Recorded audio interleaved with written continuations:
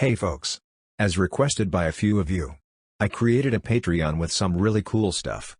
For example, having your name or company and anything you may want promoted mentioned in each episode. Which you know is a lot, and other cool things like ad-free listening. So I can hopefully make a career doing what I love, which is giving people a healthy escape from reality or content to fall asleep to. The link is in the description or Google G-A-W-I-D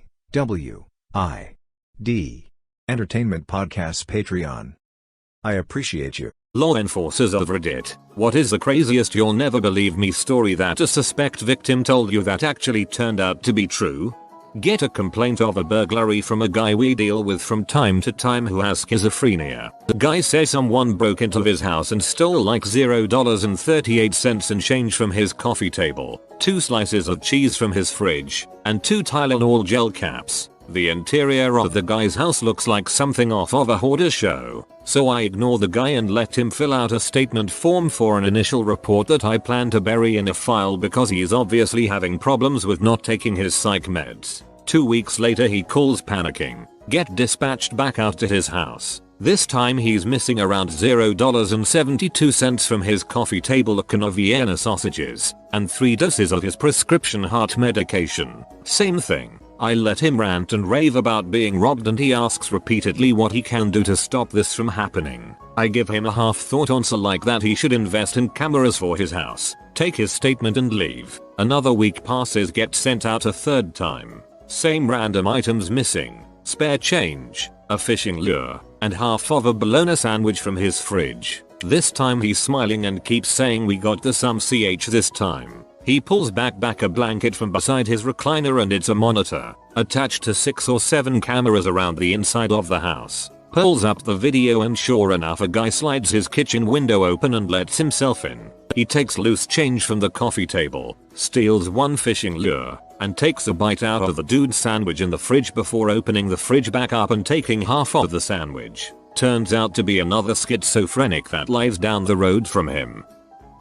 I went to a report of a mentally disturbed person who called police reporting that the devil called and told him to kill people on the street and then kill himself. I checked his previous police files, and he had massive history of mental health issues. He was taken to the mental ward many times and was diagnosed with a form of paranoid schizoaffective disorder. Anyways, my partner and I show up and talk to the guy. He's sweating bullets, eyes darting around, trembling and totally terrified. He explains that for the last 6 years, the devil calls him nightly via telephone and then when he calls for help, the police take him to the mental institute. He says the devil tells him to kill people then kill himself. As we are about to call our mental health unit to come talk to him, the phone rings. My partner answers the phone at the guy's request. Guess what? Some freaking bastard was using a voice changer and pranking this dude with mental health issues for years pretending to be the devil. I can't tell you how surreal that moment was. The poor man's face change. Kind of like he's finally been vindicated and he knows it's not just in his head. So we investigated that pranker and eventually charged him. The guy who had called was so freaking happy. Dude, that's fricked up. A frequent flyer would call in at least once a week telling us people keep wanting to have sex with him and won't leave him alone. We would send someone out there and he would always be alone and it would be unfounded. One night he called and said he was at the store and a man keeps asking to have oral sex with him. We go out there and nobody else is there, but he said the person left and gave us a license plate number that had a local address. We went out there and the address was for a funeral home. The vehicle was a hearse, and the hood was still warm. After talking to the mortician he confessed to soliciting the guy. For once the guy was telling the truth. I'm just going to pretend they were all legit. The man can't leave the house without being propositioned for sex. It's made life crippling and the legal system thinks he's crazy. Cousin works in a city with mountains nearby, stationed at the foothills substation. She gets a call about a spacecraft landing at her house. Very slow day, so she decides to humor her dispatch. At the house, hysterical woman talking about invaders from space greets her, and my cousin rolls her eyes. However, she says she can show her the spacecraft. Old lady takes my cousin out about 200 feet from her house, and there, in her backyard is an impact crater. Turns out it was a mini satellite that survived re-entry. This should be further up.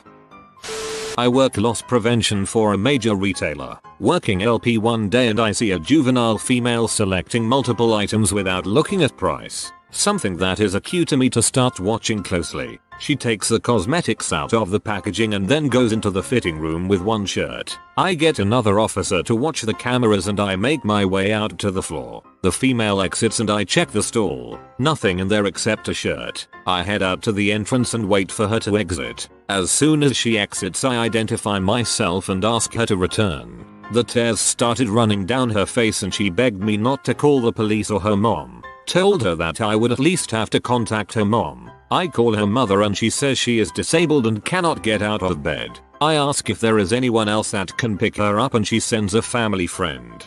During the interview with the female she said she is having a really hard time and that she was really sorry. Giving her the benefit of the doubt I decide not to charge her on the grounds that she remains trespassed and doesn't get into trouble with any other retailer. She agrees. A few days later I get an envelope with a letter. It says thank you, and again how sorry she is. She explained the reason she took the cosmetics is because her mother has stage 4 cancer and only has weeks to live and couldn't bring herself to ask for money from her mother because she is so sick and very broke. It honestly broke my heart. I framed the letter and keep it in my office as a reminder not to judge people quickly. Make all new hires read it as well. Every one of them have the same who cut the onions and here look.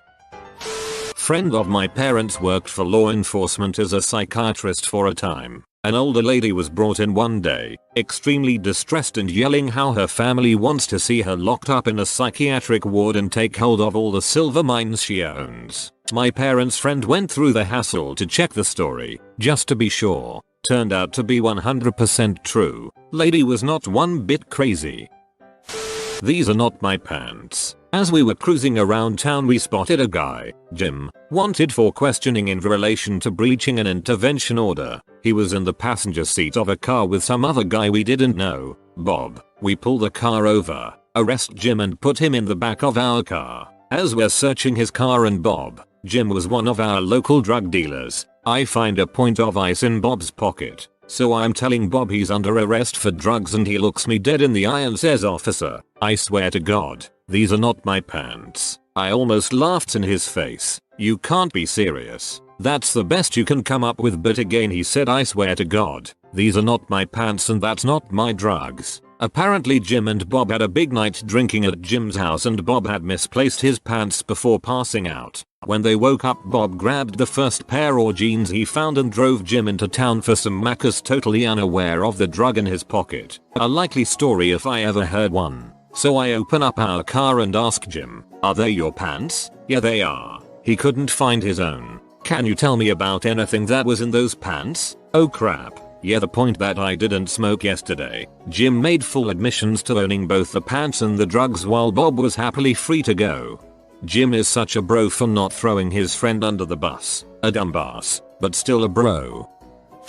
I was a detective for a few years, assigned to violent crimes investigations. I got called in one night for a male victim that literally was dumped out of a vehicle at the entrance to the emergency room. He had been shot in the side right around the hip area with a shotgun, but was conscious and alert. While talking to him, he wouldn't give any information whatsoever about his name or anything. While in the air, the doctor informed me that when they cut his pants off he had a significant amount of crack in his pocket. He initially stuck to his story and once discharged about a week later he was arrested for the crack. This is where the story takes the turn. He immediately dropped the "those aren't my pants" story, which is more common than anyone could imagine, but still wouldn't give any more information about what happened. He did finally give all his personal information. He was from out of state and couldn't make bond, so after sitting in jail for about 4 months, he finally decided he wanted to talk about what happened. Turns out on the night he was shot, he and some of his associates decided they were going to rob a known drug dealer.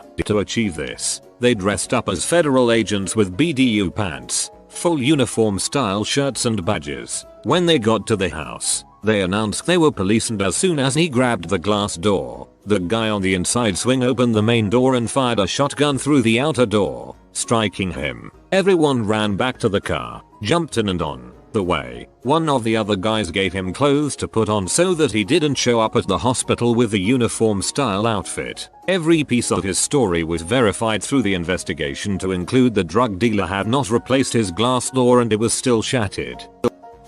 Read this in the local paper. I live in a small town in Australia. This guy was out fishing in the bush when an elephant goes running past. So he reports it to the police, who proceed to laugh and ask what he's been smoking. The next day someone came in to report a missing elephant. It turns out some circus elephants had been retired to a local farm.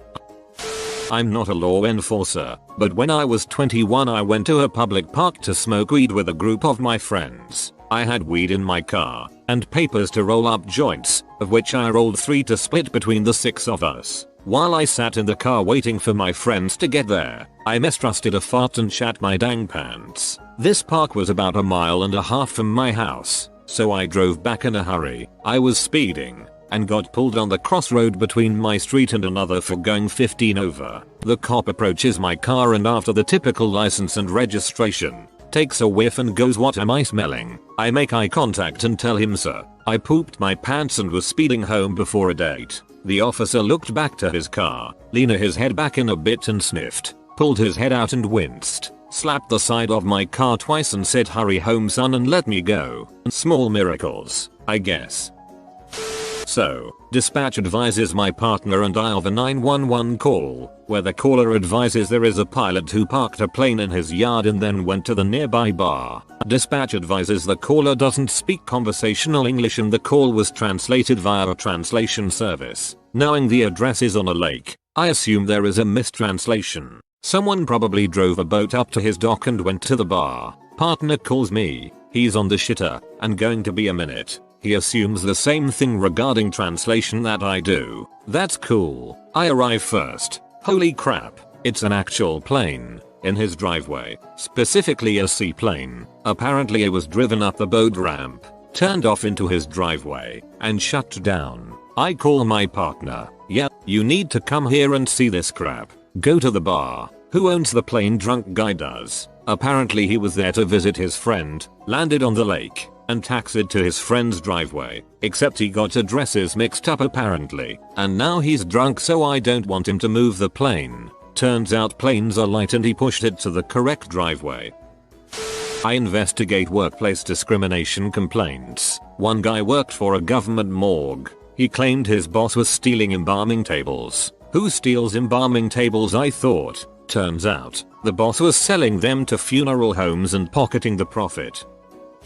So I'm patrolling in beach tourist destination, and it's about 2 AM, so I'm on the lookout for drunk drivers. There's a guy swerving a little bit up the road. He was on a back road and there was nobody else around. I decide to check it out. Flip on the lights and the guy pulls over immediately. I start chatting with the guy and he's slurring his words. "Cop, where you coming from?" Guy, "Just heading back to my hotel from the beach." Cop, "Any reason why you're swerving?" Guy, "I'm on some medication from a surgery I recently had and I'm pretty tired. So I'm thinking, okay buddy." I grab his license and registration. I run it and it comes back clean. I take a look in his backseat with my flashlight on the way back. Not only is there 230 packs of beer in the back seat, the floor is absolutely littered with empty beer cans. Cop, "So what's with all the beer in the back?" Guy, "Well, my neighbor really likes that brand of beer and he was house sitting for us, so we are bringing some back to him as a gift." Cop, "So what's with all the empty beer cans on the floor?" Guy, "Well, while we were at the beach the other day we saw part of the beach that was trashed. I couldn't leave the beach like that." Cop, "Alright buddy, you need to step out of the car." So I make him take a breathalyzer and he blows 0.000. So I make him blow again, 0.000. Keep in mind this guy is slurring his words left and right. So I ask him if I can take him back to the hotel and I'll drive his wife back to pick up his car. He agrees. I get to the hotel and the wife was worried sick because he had been out so late. The wife confirms that he's on medication. He goes to sleep and as the wife and I are walking out, I start questioning her. "Cop, I saw a bunch of empty beer cans in the back seat. He drink a lot, woman." "Oh no." He insisted we spend an hour of our beach trip cleaning up the beach. He wanted to drop off the cans at the recycling center before we go back home. He doesn't drink at all. Cop, interesting. There was 2 cases of beer in the back seat. Woman, oh yes, my neighbor absolutely loves a beer. Can't get it where we're from. Easily the most surprised I've ever been. 3 years ago, working in our civil department, landlord wants his tenants out. Says the usual things that set off the BS meter. They're drug users, criminals, thugs, keeping a prisoner in the mother-in-law suite. Landlord himself is a slumlord. Says outrageous stuff for all of his tenants he wants to evict. Turns out that it was actually true in this case. Partially, the tenants were a man and his elderly mother. They were keeping the man's developmentally challenged brother padlocked in the mother-in-law suite of the house with no plumbing or electricity. This family had been doing a rent-to-own thing with the landlord for 10 years or so, and only recently stopped paying. Turns out that they had been feeding the brother through the mail slot in the suite's door, and the interior had no furniture besides the most disgusting mattress you can imagine. We don't know how long he had been kept in there, but I have never seen a more revolting place in my entire life. Telling this from the perspective of the person the officer wouldn't have believed. My family is in the car coming home from dinner, and my dad goes to get onto the on-ramp for the freeway. The brake lights of the car in front of him go on, so he slows down. Then he realizes that the car in front of us isn't just braking, they're actively reversing back down the on-ramp. My dad barely had enough time to stop before the car in front of us reversed directly into our car. Airbags deployed. We hopped out of the car, and by some miracle the car behind us was a cop with her dash cam on. Most people don't reverse down on ramps, so without her being there and seeing it, there's no way anyone would have believed that we didn't rear-end the guy.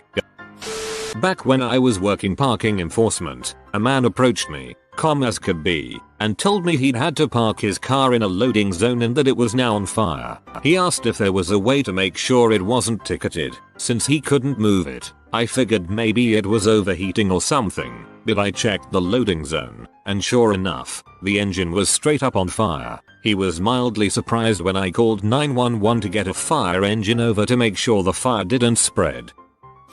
I work in air pollution control. One of our actual officers got an anonymous complaint call through the tip line about a body shop that didn't have the right equipment, was operating without a permit, etc. Meet the officer out there to inspect the place and see what's up. As I'm pulling in, the shop's yard is a mess. Random wrecked cars all over the place, bits and pieces of engines and such under tarps, or just casually laying on a pallet. There's a small pile of tires in one corner. All it's missing is a chained up Doberman and a razor wire fence. I was glad I had an officer along. We walk into the shop proper, and it's even more cluttered than the yard. There's bits and pieces of at least 3 different cars in old milk crates, and 2 different vehicles in various states of disassembly on the shop floor. Tell the owner why we're there, and he's super confused. Says he has a paint booth that he loans out to a buddy who does his painting for him, but he doesn't do very much work. We go through the whole speech about changing the filters and such, and the guy is even more confused looking. He swears he just bought new filters for the thing. They're quite expensive, and he says again that he doesn't do all that much paint work. I'm not buying it given the state of the shop and the yard, so I ask to see the booth. He walks us into another building, and there's an absolutely beautiful paint booth in there. Everything is clean and the filters are in good shape. He's got the right kind of paint guns, all his containers are covered, and the ventilation is hooked up properly. There's not the faintest whiff of paint, let alone some sort of odor worth calling the tip line to complain about. I couldn't find anything to cite as a violation, and there wasn't even anything to warn him about. One of the better body shops I've ever been in as far as housekeeping goes. Now we're all confused. The officer asks the guy if anyone from any other agency had been out to visit lately. The guy says no. Then he asks if maybe he fired someone lately, since sometimes former employees who get fired will call to complain and try to get their old boss in trouble. Again the guy says no, just him and his dad that work in the shop, and his buddy that comes to paint. We all scratch our heads trying to figure out who called in the complaint, because there's nothing wrong here. On the way out, the officer casually remarks that he'd like to get his hands on a Camaro like that one over there.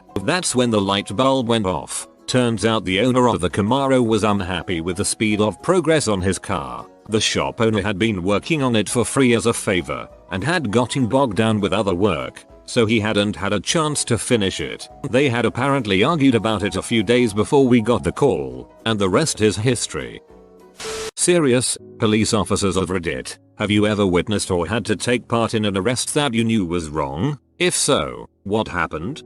This arrest wasn't wrong in an illegal way. It was just wrong in a way that made me feel bad for the arrested person. I responded to a warrant service called in by an anonymous caller at a restaurant. I found my suspect sitting alone at a table. Confirmed his ID and the miscellaneous traffic warrants. Once I got him cuffed and into the car, he told me his story. He was going through a divorce. His estranged wife called him and told him she wanted to try and make it work. She asked for a date at the restaurant. Shortly after he showed up, she went to the bathroom. He thought she was gone for a long time, and he knew he had been tricked when I walked through the door. If I wasn't a rookie at the time, I'd probably left him in the parking lot and told him to call the municipal court on Monday.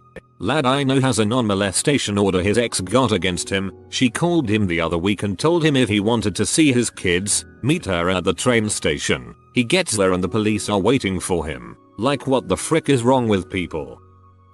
I refused to make an arrest that I felt was wrong, and disobeyed an order from my supervisor, resulting in an internal affairs investigation which was eventually dismissed. I was cruising the parking lot of a popular bar restaurant after hours and I see a lone pickup truck parked with the windows down. I run the tag and everything comes back clean. I tell dispatch where I'm at and I approach the vehicle. In the backseat, I see a guy asleep. I wake him up and we start talking. He tells me that he was at a birthday party, drank too much, and decided to sleep it off in his car. The guy seems okay, so my plan was to run his license, make sure he wasn't wanted or anything, and then let him get back to sleep. My supervisor had heard me call out and decided to join me on the stop. For whatever reason, he decided to completely frick this guy. He told me to run him through field sobriety exercises, which he failed. Then he told me to make the arrest for DUI. Even though he was asleep and his keys were in his pocket,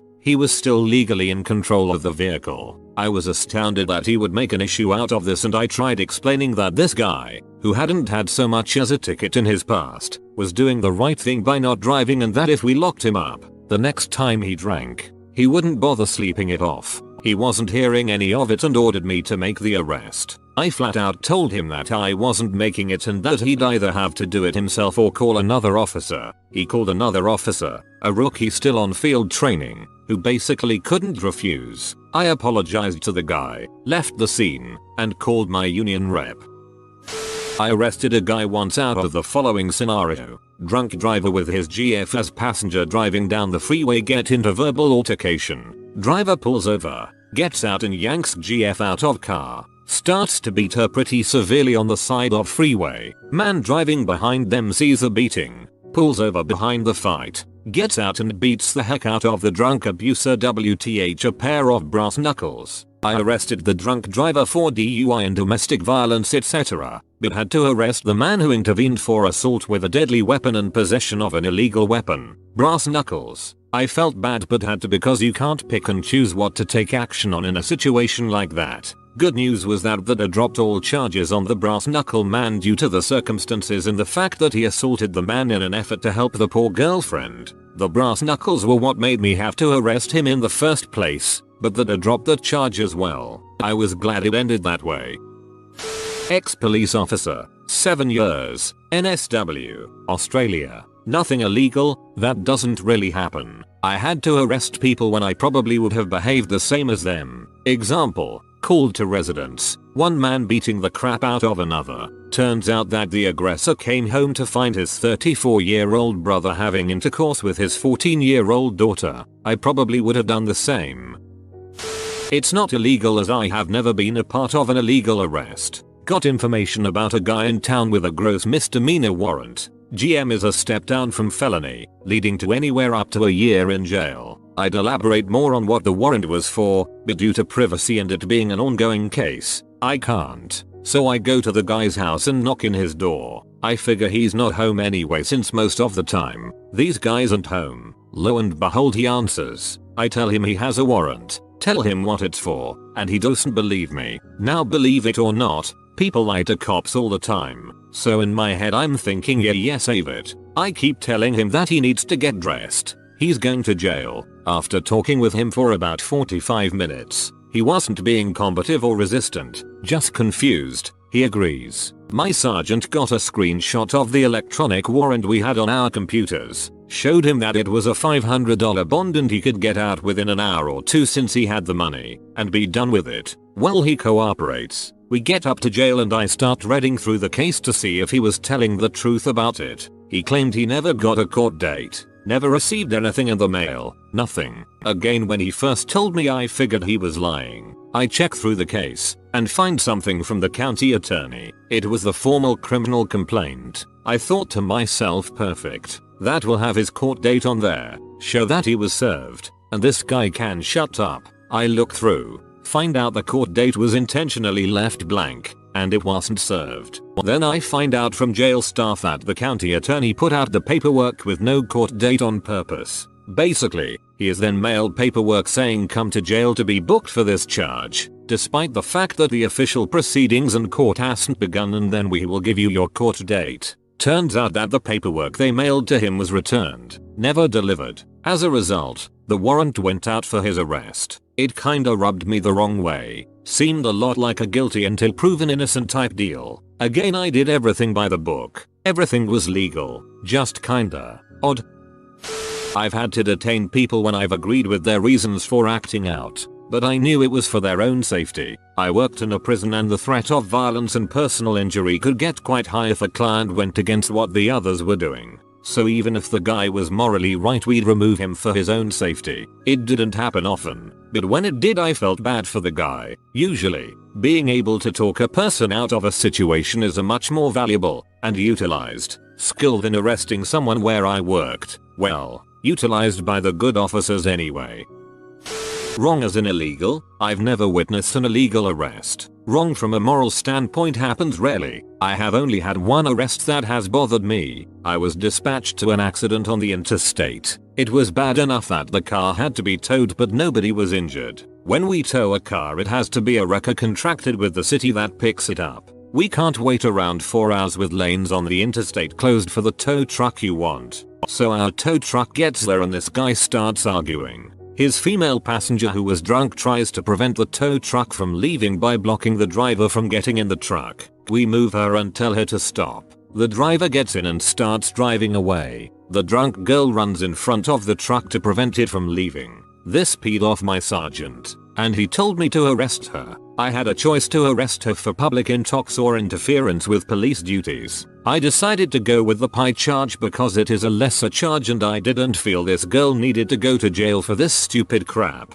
Pie arrests go to a separate detention center and are released when they sober up. They do not go to the county lockup. So the whole way there she is crying, saying how she is working at a law firm and this will get her fired. We get there and the detention center, they won't accept her because she was in a car accident. I guess this was a new policy to minimize liability. I can't let her go and can't take her for pie because the county doesn't accept pie arrests. So my only option is to charge her with interference with police duties, which is a more serious charge. So I had to take her for that. Not sure what happened to her. I hope she didn't lose her job. I didn't mind arresting her for pie, but I don't think she deserved the other charge even though she was guilty of it. I have a couple arrests I had to make, but didn't want to. I once had to arrest a mom because a good-for-nothing 21-year-old son was being a lazy piece of trash and didn't want to go to school. The son was living at home and commuting to the community college, which was also paid for by his parents. After being fed up with her son skipping numerous days of class, his mom told him he was going to school whether he liked it or not. She picked up his backpack and threw it at him in an effort to get him to put it on and go to school. The son made no attempt to catch or dodge it and just let it smack him right in the face. He then proceeded to call the police to report a domestic assault. Since he was over 18 and they were cohabitating, it qualified as a domestic, and Utah law has a shell arrest on any domestic with probable cause. The second was a father and his 13-year-old son. They got in a verbal argument about something. Can't remember now, but long story short, 13-year-old decides to take on his old man and takes a swing. Dad dodges the blow and tackles his son and they end up crashing into a couch. The son starts flailing and the dad pops the son 3 times in the face. The son had a bloody nose when we arrived. I ended up citing the kid for assault and the dad with child abuse. I didn't want to cite the dad, but my superior said since there were 3 punches he wanted him cited, so I was ordered to cite him. Apparently if there had only been 1 punch he would have been fine with me not citing. Anyway, both of these charges against these people were dropped by the judge, so it didn't end up being too bad. Ex-cop here. Wasn't an arrest per se, but it still involves handcuffs and the back of a police car. I was still on field training, so I had my field training officer riding with me. Emergency call goes out. A guy claims he dropped his kids off with his ex-wife and they had an argument. He says he left and the wife called him a bit later and told him she locked herself and her kids in the bathroom and was going to hurt herself and her kids. Holy freaking crap. I'm racing down the road, lights and sirens. Heart pounding out of my chest. My FTO keeps telling me, when we get there, try the door. If it's locked, don't knock. Kick it in. Lives are at stake, right? We get there and ex-husband pulls in behind us. I try the door and it's locked. I glance at my FTO who nods and I proceed to kick the door to this house in. It wasn't a normal metal exterior door. It was actually a flimsy wooden door, so it flew open really easily. Immediately I'm greeted by a woman on the stairs. It was a split foyer house. Screaming what the frick, she's holding a baby in one arm and holding her toddler child's hand with the other. Everyone is very okay and rightfully frightened by the crazy police officers that just smashed through their front door. We separate everyone and it's pretty clear that the ex-husband is just a complete bag of turds and is making the whole thing up to stick it to his ex. But he sticks to his story. I'm no psychologist, but this lady never had any intention of harming her children. We had to take her away for an emergency evaluation anyway. My lieutenant was more worried that if something did happen and we didn't take her, it would fall back on us, which is a legitimate concern, but then raises the question, what's to stop people from just making crap up and saying someone told them they were going to kill themselves to get them taken away by the cops? A couple of other veteran officers ended up showing up as well and we were all just peed off. We all knew what was going on and we couldn't do crap about it. We take this poor lady out of sight from her kids before handcuffing her and putting her in the car. I felt like the biggest piece of crap putting those cuffs on her. My FTO and I basically just non-stop apologized to her on the way to the hospital. It was such freaking BS. Heck, his kids are probably petrified of cops now because of that whole thing. I hope karma comes down hard on her ex-husband if it hasn't already. Cops of Reddit. What are some of the best worst ways people have tried to get out of getting a ticket from you? My dad was pulled over going way too fast on the interstate late at night, like 1 to 2 am. He is an anesthesiologist and got called into work because someone had been shot. It turned out that the person who had been shot was a cop. And so not only did my dad not receive a ticket, he got a police escort to the hospital and he has refused to tell me exactly how fast they went. Hearing that story as a kid made me think my very by the book awkward dad was super cool. Working for a small town where everyone knows everyone, I see a car blow a stop sign at a high rate of speed without tapping their brakes or slowing down. I pull the car over and it's a woman that had served me lunch at our local diner earlier in the day. When I walk up I see her starting to cry until she recognizes me, then magically the tears were instantly gone. We make small chit chat for a couple minutes and she tells me thank God it's you who pulled me over or else I know I'd be getting a ticket. I laugh and ask for her just for formalities. I wasn't planning on giving her a citation until I saw her past record. In the previous 3 months she had been pulled over 7 times and given 5 citations. Everything from speeding, mostly for over 25 miles per hour the posted limit, and running stop signs. Seeing this I know she hasn't learned her lesson about safe driving and needs another reminder. So I write her. I go back to her car and she starts screaming at me saying I thought you were one of the cool cops. I tell her to have a nice night and to take a moment to calm down before she drives off. She tells me screw you and rolls up her window. Just because I know you doesn't mean I'm automatically going to let you go. And, if I do write you it doesn't mean I'm not a cool cop. Pulled over in an unregistered vehicle. They tried to offer me money. Behind me was a very large group of students watching on. All of them had access to my microphone to hear what was going on. I tried to explain this to the driver. He simply wouldn't listen or didn't understand. Not that it would have made a difference, but I would have preferred to avoid having to arrest him for a stupid mistake. He ended up getting arrested for a range of charges. Do you know why I pulled you over? So it wouldn't be so windy while we talked? Co-worker of mine was speeding one day on a southbound highway. Told the cop, "Hey man, I know you got to give me a ticket, but please write out for northbound, or else my wife will think I'm cheating on her." The cop laughed and told him to slow down and let him off. He was not married, nor was he even seeing anybody. Smart. He could then dispute the ticket and prove he wasn't on the northbound. As a patrol officer, you pull cars over multiple times a day. After almost 10 years in law enforcement, I've pulled over many. I've heard them all. Best, that would have to be the guy I pulled over for speeding. I made my approach. Guy rolls down window. I said my speech. He looks me right in the eye and softly says I was speeding. "I'm sorry, but, you see, I am in the military. Just an hour ago I got back from my tour in Iraq. My girlfriend here just picked me up from the airport, and to be honest, I was rushing home to my 2-minute welcome home bang session. Looking in the backseat I seen military style duffel bags, miscellaneous military BDU uniforms, a folded up welcome home banner, and his girlfriend in passenger seat gave me this "yay, that's the truth look. Have fun," I said, and handed him back his license. Worst, oh man. There's so many. I have to take a crap is used more often than one might think. The ones I always enjoy are, "Well, I know officer so and so very well. He'll get me out of this." That's guaranteed to get you a ticket. Following closely is the "Do you not have anything better to do than harass the public?" Nope, not today. Not this exact moment. You're the lucky winner. Press hard. Get dispatched to an accident and find a Corolla flipped onto its roof. Driver was sitting on the curb with very minor injuries and no one else was hurt in the collision. I ended up arresting driver for DUI. She was 19 and this was her third DUI. Her response: "Why are we wasting each other's time? Just let me go. It's not like I killed anyone." Unfortunately, with the way the courts work in LA County, she was probably going to get off without any consequences.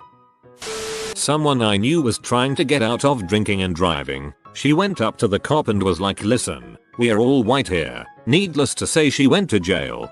Plot twist: cop was black.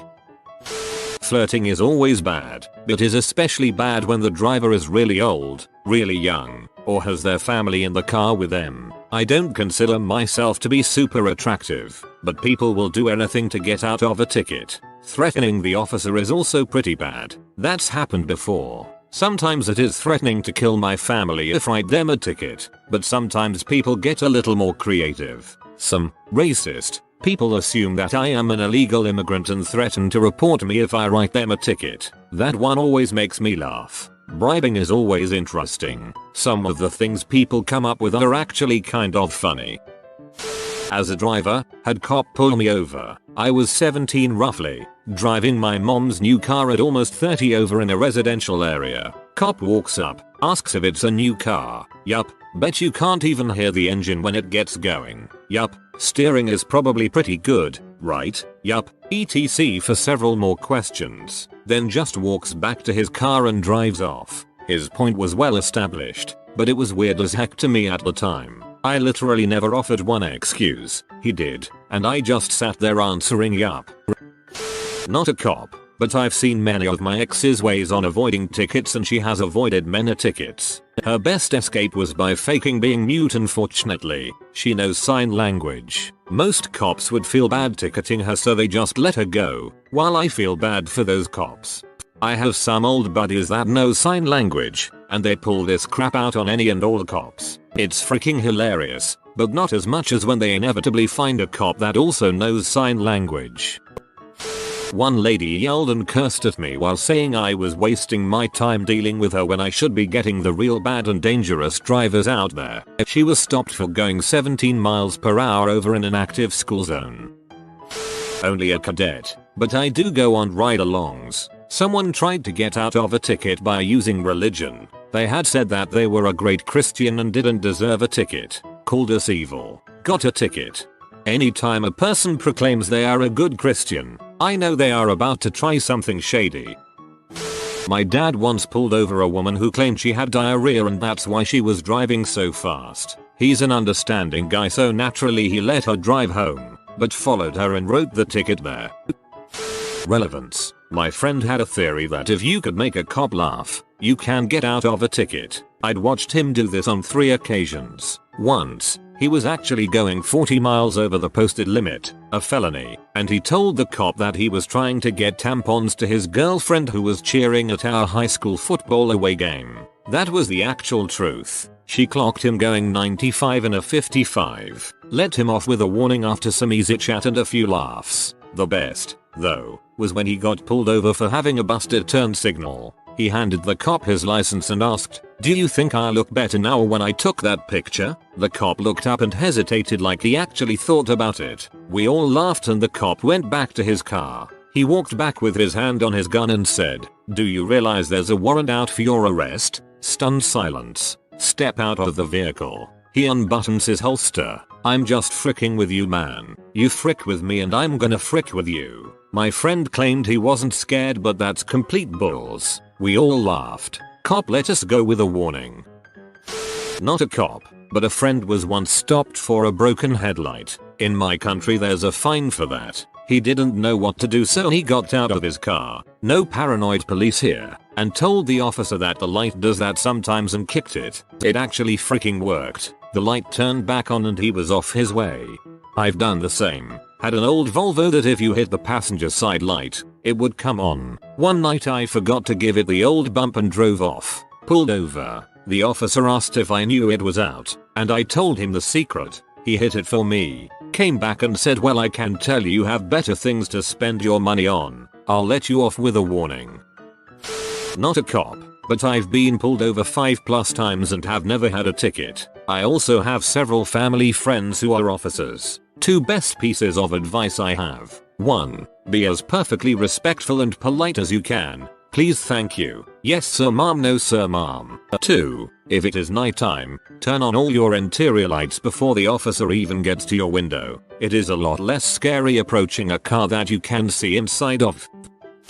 This is not the car you're looking for, in an Obi-Wan Kenobi impression with the hand wave. The coolest thing I witnessed a friend do that worked and got him out of a speeding ticket. The officer tried hard not to crack, then just bent over below the window line where we couldn't see him but could hear him laugh. He then raised himself and said, "You have a good day," then left. Am I being detained, officer? Yes. Something along the lines of, "Well, frick." He literally thought asking if he was being detained would get him out of a ticket, like the YouTube videos he'd been watching. I guess you could say it worked, because instead of a ticket he got a summons to court. I had a lady offer me a job once, a real one, not a blow job. Motorist, why aren't you out catching murderers? Cop, we have a homicide squad for that. I'm a veteran and rolled through a stop sign near the VA hospital. It was at a T section and everyone always only looked in the one direction and rolled through, and this cop knew that and was waiting. He would just walk onto the road and point at you and tell you to pull over, then give you a ticket. On this day he caught me and the lady behind me. We pull over. He checks her ID, then approaches my vehicle and asks me for mine. I gave him my license and he posits whether I have any other forms of it. I hand him my veteran's card. He takes a look, then hands both back and says if she served I'd let her off too. Remember to come to a complete stop next time. Have a good day, bud. Plot twist. She was my wife and I still ended up paying the ticket.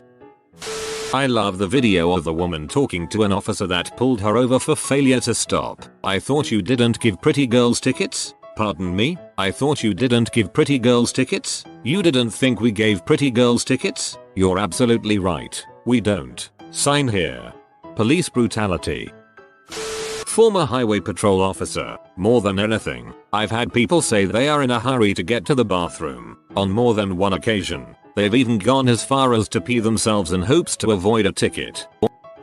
Also not a cop, but my best friend got out of a ticket for accidentally flashing a boob at the officer. She had just gotten a tattoo that went around the outside of her breast and couldn't wear a bra while it was healing. She was pulled over for speeding, and while nervously trying to get her ID, insurance, and registration, her boob fell out of her tank top. The police officer kept trying to get her attention and she got frustrated and sort of yelled, "Yes, I know. License and registration. Give me a minute, and the officer responded with, "Miss, please, your shirt." She looked down, became beet red, and quickly tucked her boob back in and handed him her paperwork without trying to make any eye contact. The officer started laughing, but he realized she was incredibly embarrassed and not actually trying to flash him, so he told her just to slow it down and let her go. She's gotten out of a few other tickets pretty ingeniously, but that's my favorite story.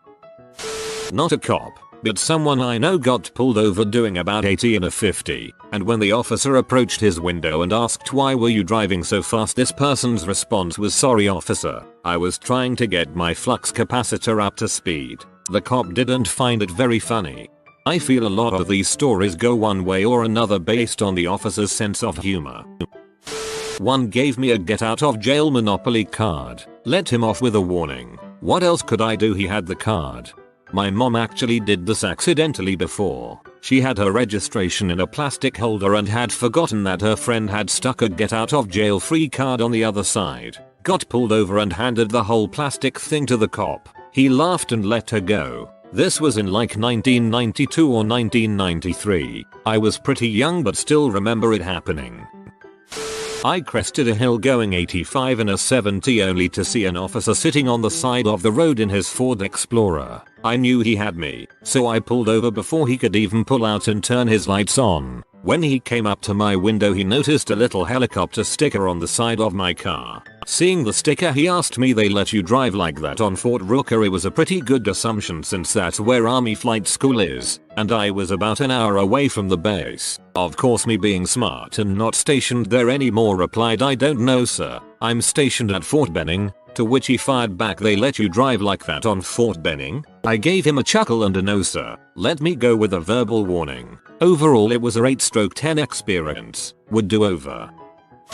Before the law or SOP changed to having to be 18 for a police ride along, I did one with my police officer dad when I was 11 for Take Your Daughter to Work Day. It was a day shift and there wasn't much action going on. About midway through the shift, my dad parked on the side of the road and let me handle the radar gun. Out of nowhere, a car comes speeding down a nearby hill marked 30 miles per hour. I clocked the car at 90 miles per hour. My dad clicks on the lights and sirens and takes off after it. It doesn't slow down. Before I know it, we are doing 110 miles per hour on a CTH. We go for about 5 miles and this car still won't stop or slow down. She hits a mailbox and makes her trash can fly. Dad calls for backup and soon there are 2 squad cars going after this car. I'm frickin' pumped. This is the most intense action I've ever experienced in my 11 years of life. Way better than being at school. The car finally pulls over. It doesn't take long to notice that the windows of the car are missing and are replaced with saran wrap, duct tape to the car. I should probably share that at this point of his life, my dad was about 325 pounds, 6 feet 5, shaved head, and intimidating as heck. If I got in trouble, all this guy had to do was look at me with angry eyes, and I would immediately wish for a quick, swift death. Dad goes up to the car, lets me get out of the squad and stand by near the hood of said squad, and has the driver get out. It's a middle-aged woman who weighs maybe 125 and clocks in at around 5 feet 2 height-wise. My dad brings his face down to hers, inches away, looks at her with eyes that could kill and asks in an intimidating yet controlled manner, "Why the heck were you going so fast and why the heck didn't you pull over when I had my sirens and lights going?" The woman tells my dad that she didn't pull over because she didn't hear or see him behind her. My dad, with bladed hand inches from her face, if you were ever in army basic training, you know exactly what kind of bladed hand gesture I'm talking about, asks, "You're telling me that you didn't hear or see me when you have no goddamn windows on your car? You have dang saran wrap on your windows." As soon as my dad finishes this question, the lady replies, "Sir, I just wet myself." My dad made her pee her pants just with a look and a question. I didn't get to stick around for the aftermath because my dad asked the responding officer to take me back to the station so he could continue with the arrest. When I got older, I asked my dad about the lady. Apparently she blew a .34 on the breathalyzer at 1 o'clock in the afternoon. Yikes. Definitely the coolest Take Your Daughter to Work day ever. One time a dude made a documentary to prove his innocence, but it didn't work. Not a cop, but I got out of a ticket on the way to the midnight premiere of Lord of the Rings: Return of the King. I was dressed as Gandalf and the officer told me to slow down or I shall not pass. We had a laugh and he let me go after giving me a warning. Small town cops are the best.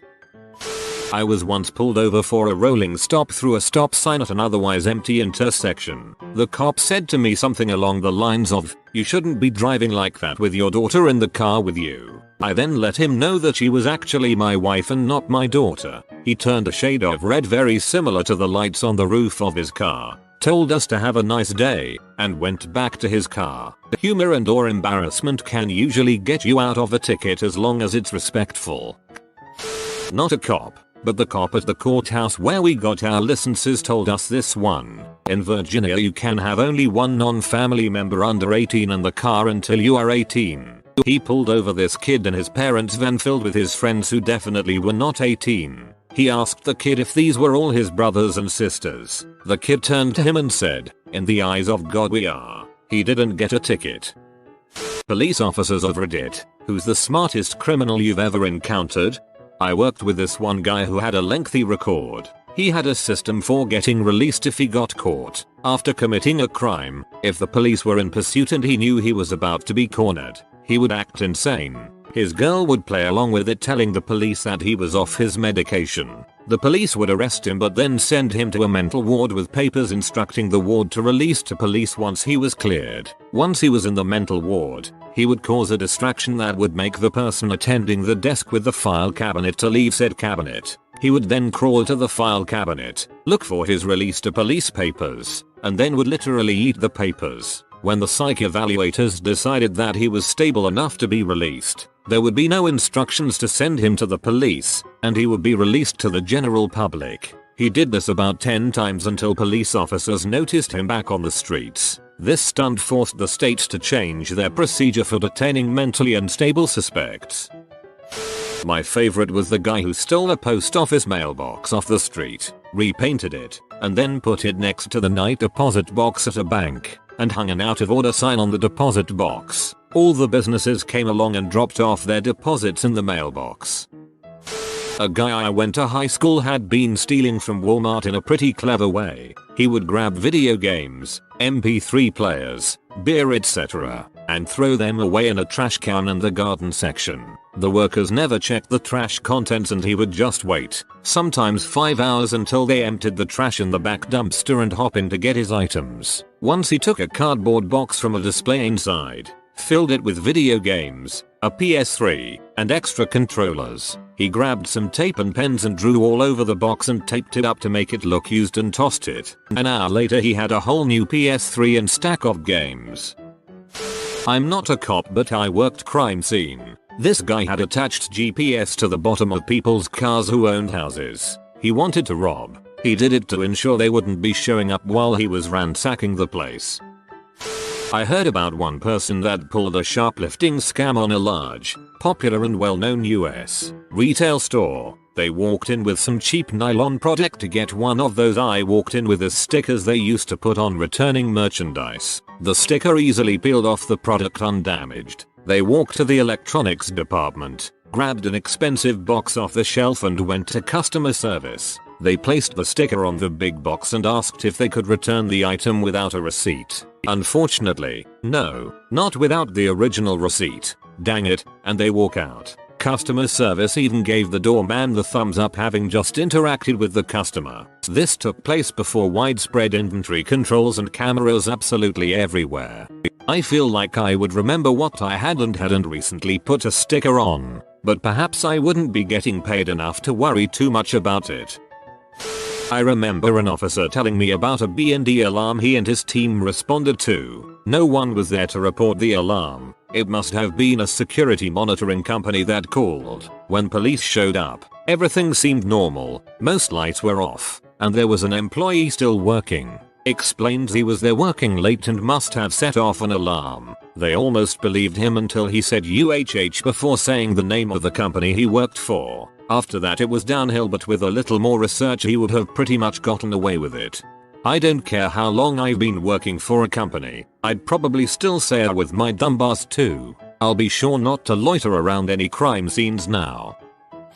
There's one guy I recently dealt with who is on parole. I stopped him in my city after he was looking to buy drugs. Usually people come from all over to buy drugs and then leave. I issue him a warning and let him go as it's pretty common, and he sang like a bird regarding the people he was trying to buy from. Anyway, the next day, I got a call from his parole officer who says he was alerted the guy was pulled over and wanted to verify that it was his guy that I stopped. I'm a little confused at first, but he goes on to say that the day before, he was scheduled to meet with him but he had an excuse and bailed. His excuse was that he was in the hospital. Well, when he spoke with him the following day, he was able to provide documentation that he had entered the hospital day 1 and had left day 2. Well, I had stopped him at 1:15 in the morning, and after looking at the picture, it was 100% him. Turns out the guy had checked in then out of the hospital on day 1, then in and out again on day 2. He then rearranged half the paperwork to make it look like he was in the hospital overnight, which would make my car stop off him appear like I mixed him up with someone else, as well as give him a valid excuse to miss their meeting. Not sure what's gonna happen to that guy, but I thought it was pretty clever. This was in the late 90s, early zeros. A guy in my dorm came to school solely to deal drugs. He took out student loans, registered for a bunch of 300-person freshman survey courses where he would never be missed, then literally never went to class. All he did was go to raves and concerts and keggers and sell party drugs. After the first semester, he was suspended. He wrote the usual "I was young and dumb and in over my head" sob story, and got put on probation for a semester, so he had a repeat of the full. At the end of the year, he was kicked out, and didn't care. He made something on the order of $150K in return for about $8K in student loans to cover a year of housing and tuition. So far as I know, he was never caught. It may have been a short-sighted maneuver in the long run, but in the short run it seemed fairly genius to effectively use federal loans to start your drug business. Working in a home improvement store when younger, this guy came in, went to the snowblowers, took one and went to the return desk. Said he wanted to return it but had no receipt. They told him you need a receipt, so he says okay, I'll be back, and wheels it off to car through the front door. He did this a few times apparently. Couple places even helped him load it back into his car.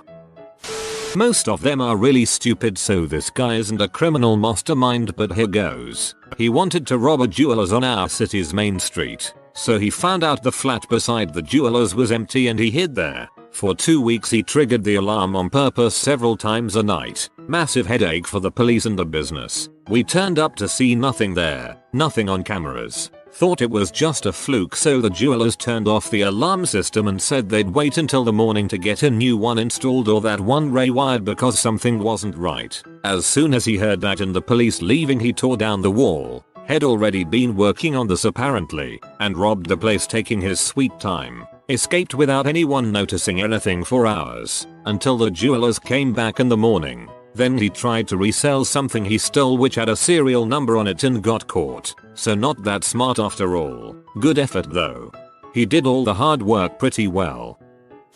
There's a golf course country club in my town that has a PGA tournament scheduled in the next couple years. They have a guy repeatedly breaking in overnight and just lounging around and eating food, all on camera. The club refuses to report it so they don't hurt their chances of the tournament coming. Like some kinda movie comedy plot. Chaotic neutral. Worked at a jail. After getting off work, I watched an ex-inmate, homeless, being released. He walked over to a patrol car, looked me in the eye, and the elbowed the window in. He was walked back to the entrance and rebooked in. It was middle of January. He didn't want to get too cold. Not only does he stay warm through the winter, he is also provided with 3 hot meals and a bed. I would do the same if I found myself homeless and jobless.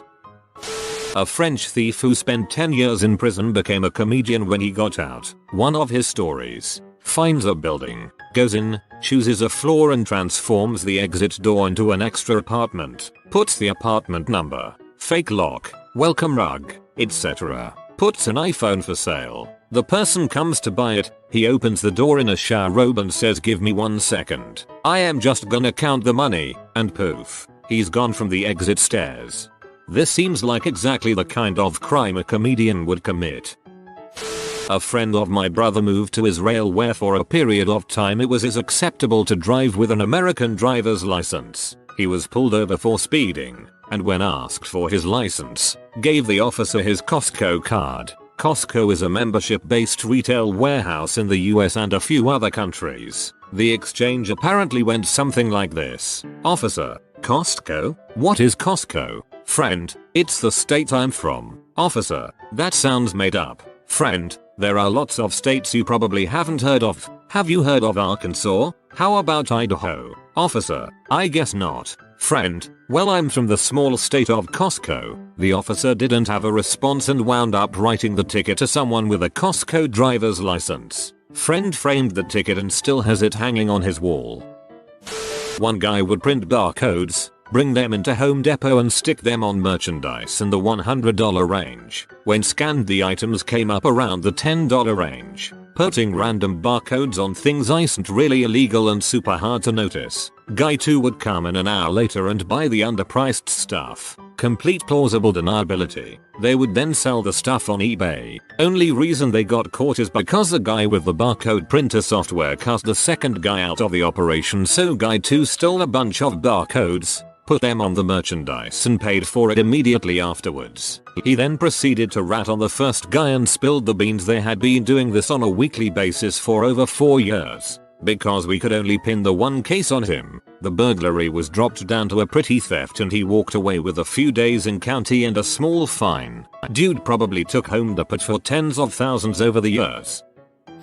Probably someone who committed a crime I never solved. With that being said, I had a guy use a sledgehammer to smash his way through a wall at a Best Buy and steal a bunch of phones and cameras. He was smart enough to wear gloves and a face mask and not touch anything he didn't have to. Alarms didn't go off until he exited out the back door, which the alarm company gets after a minute or two and takes them like 3-4 minutes to call into us, giving him a good 5-minute head start, so he was probably a few miles away before we got dispatched to it. He clearly scoped out the area before doing his deed too. Smart dude. I just keep thinking about Sledge from Rainbow Six Siege. Not a police officer, but was in RA in college. My university owned all the houses adjacent to campus. These were ran like dorms, with RAs and the same rules, which included a very strict no alcohol policy. It was a privilege to live in the houses, and priority was given to upperclassmen who were more likely to bend that rule because they were of age and it was harder to police off campus in houses. There was a student who went around knocking on doors saying something like, "I'm in RA and housing director's name sent me for health and wellness checks." She'd find their booze, take it, and follow up with how she's doing them a favor by just giving them a warning. She wasn't actually in RA and was just keeping the booze for herself. The only reason she got found out was because she did it to an actual RA. The RA was male, they kept men and women housing separate, and just assumed he didn't know her because of that. It was only later he questioned why they had a female doing wellness checks on male housing. They did an investigation and asked other residents. Incidents dated back previous 2 years. Never found out who it was. Your ass aren't actually allowed to go through our room. They come in, see no fire hazards. They aren't even allowed to open the fridge or any boxes or anything. As long as it isn't out in the open, we're good. Here's one. I knew this guy back in the early 80s. Let's call him Jim. Well, he really wanted this high-powered superbike, but he knew he couldn't ever afford it. So what he did was to take drive to London and scout it about for a few days until he found that particular model parked outside a house. He goes back that night with a sledgehammer, pulls the lock, and steals the bike. He gets it home, puts it in his garage and completely strips it so that the only thing left is the frame and the bottom half of the engine, which he drags into the weeds at the bottom of his garden. Then he pours fuel over it and burns it a bit. A few weeks pass and weeds have started growing over it. It's at that point he calls the cops and reports that someone had dumped a bike frame in his garden.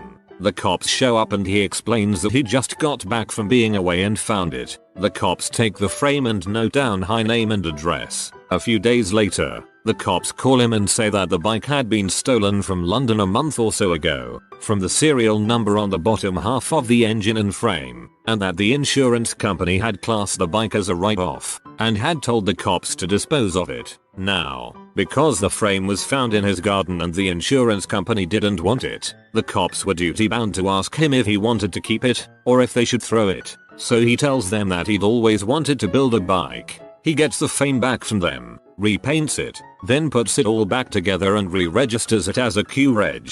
Stolen and recovered. I forgot to call him Jim, didn't I? I always laugh when somebody names a character and then proceeds to never use the name. Nice catch. Same thing as the computer rooms. Guys would cut the power to electrical stations, damage the wiring, then hide waiting for the cops to show up. Once the owners of the buildings came, they would shut off the power because of the unsafe wiring that would have to be repaired in the morning. Everyone would leave for the night, then would cut away all the non-powered wiring to get the copper. Not a policeman here, but I have a nice story from insurance debt collectors. There was this guy who was already in heaps of debt, like more than a lifetime's worth of debt. He proceeded to file several policy reports for identity theft up to the point that he got protected from financial checkups. It was a temporary measure that were given to repeated identity theft victims. At the same time, he had reported fake income to the IRS for the last couple of years to between 40 to 60 millions depending on the year. So when he applied for credit cards and loans, they were unable to check his financial credit due to the identity theft protection. But they checked his tax returns, which showed he had a massive income, got his loans and credit cards, emptied them out and left the country. That's a good way to finance emigrating out of a third world country.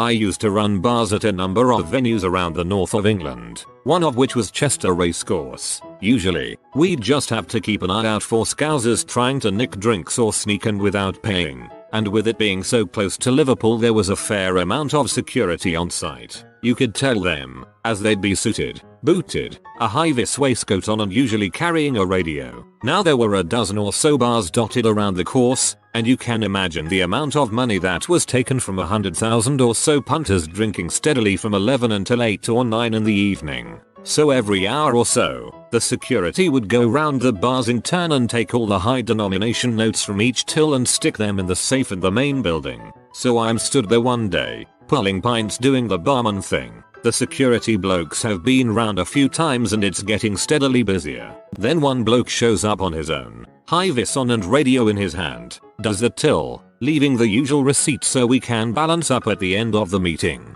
Bit early I think, but hey ho, I've got plenty to do. Then 10 minutes or so later, 2 more blokes show up, dressed the same. "Oh, your mate's just been here," I said. "No need to touch that just yet. What mate, we're the only 2 doing this duty today." Cue a rapid fire and increasingly panicked exchange over the radio. Matey boy who'd done the till before used to work there apparently, so he knew the drill and he'd been watching the guards and knew just when to time it and what order they were going round the bars in. Apparently he got round 9 or 10 before he decided not to push his luck any further and walked away with about 80 grand, we heard later. Just took off the high-vis, dumped that and the radio, and he's just one more guy in a suit in a crowd of thousands. They were a bit stricter on the procedure after that. There's a small tourist town where I grew up that is divided in half by a big river. The only way between the two sides is over a long bridge, unless you go all the way around another mountain pass. These guys called in, like, 2-3 bomb threats to a posh hotel on one side of the bridge. I think they even left some dummy packages. All the police went across the bridge to do crowd control, etc., etc. The guys then called in a bomb threat on the bridge and started robbing stuff on the other side. The police couldn't be positive the bomb threat was real or not and hesitated long enough to give the thieves a head start. If it was my town, I'd put police stations on both sides, but that would probably cost more money than they have. Not a cop. We got called for a rollover car accident. We get there and the car is empty, so we think he got ejected. My partner and I start looking for a body nearby. A few minutes later a cop tells us that they think the driver is a mile down the road walking. We go check on him and he tells us he's fine, but he wasn't driving the car. He also didn't know who was driving the car, and he had clearly been drinking. During the ride to the he told me that as long as the cops don't find you in the car, the local won't pursue drunk driving charges. All you had to do was get out of the car and walk away from it. A couple of my friends from high school, they were brothers, stocked shelves worked in the back during the night, right around when the PS4 was released. They mostly emptied a big bag of dog food and stuck 2 or 3 PlayStations in there, resealed it and waited a few days to buy that bag from the back. Comma learns about smartest criminals, comma becomes smartest criminal himself. The smartest criminals are the ones the cops don't know about. Hey folks. As requested by a few of you, I created a Patreon with some really cool stuff. For example, having your name or company and anything you may want promoted mentioned in each episode. Which you know is a lot, and other cool things like ad-free listening. So I can hopefully make a career doing what I love, which is giving people a healthy escape from reality or content to fall asleep to. The link is in the description or Google G-A-W-I-D. Entertainment Podcasts Patreon. I appreciate you.